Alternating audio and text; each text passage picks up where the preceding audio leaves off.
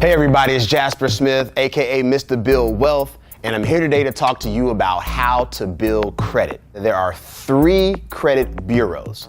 There's Experian, TransUnion, and Equifax. They all report a score, and they all have a report about your life and your credit history. Now for this session here, we're gonna talk about the FICO because that's the most popular one. 35% is your payment history. Are you paying things on time? Are you paying things late? And if you're paying things late, how late are you? The next component is 30%, and that's the amount that you owe. So are you always nearing your credit limit? Because if so, that's not a good thing. Now, there are 2 categories that make up 10% of the score. One is new credit, and so it's looking at how often are you applying for new types of credit. Credit mix is, do you have installment debt or do you have revolving? Now, think of installment kind of like a student loan, right? You have the same payment every single month. Revolving, think more of a credit card, and that dollar amount that you're paying every month is gonna fluctuate.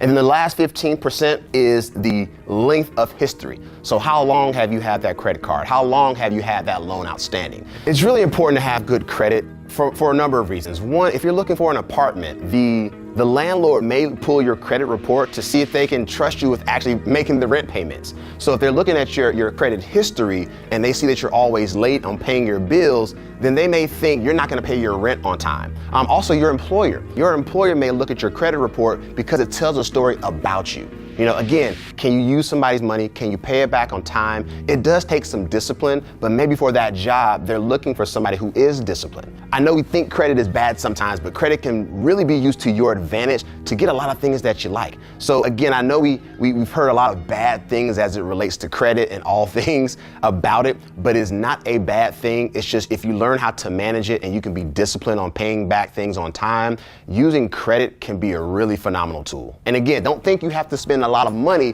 just to establish your credit. They just want to see the activity. We want to see the activity over and over and over again. So let me tell you a story about how I established credit. I was in college, it was my sophomore year, and I knew I needed to establish credit at some point, but I wasn't sure how to go about doing it. So I called my mom and she told me just to make a few small purchases, pay off the bill in full, and just keep doing that for the duration of my time in college. And so I initially got a credit card. My limit was $250, and literally, I only spent $50 a month on the credit card. So I would put gas in my car, I would go out to eat with my friends, and then I would pay off the bill.